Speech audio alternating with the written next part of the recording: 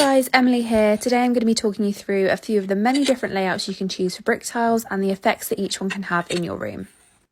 So this is a stacked layout. This is where the tiles are stacked side by side or on top of one another. This is quite a modern choice and it has quite a graphic look, especially when paired with a contrasting grout to highlight each individual tile. Laying the tiles vertically will create the impression of more height in your space, whereas a horizontal layout is good if you've got a tight space like a kitchen splashback. Next we have Brick Bond, which is probably the most traditional tile laying pattern for brick tiles. It's got a very Victorian look that's quite reminiscent of the underground or metro tiles that they're inspired by. And if you want to add a bit of a modern edge, you could do a 70-30 Brick Bond rather than 50-50 or lay them vertically.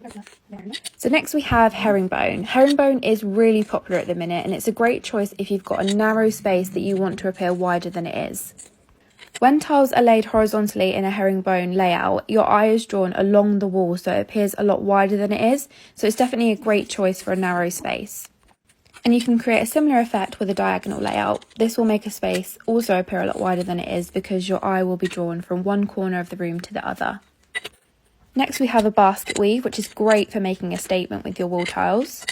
You do need to have a minimum 2mm grout joint between each tile, so you will have to check with your tiler whether you can do this one with the tiles you've picked.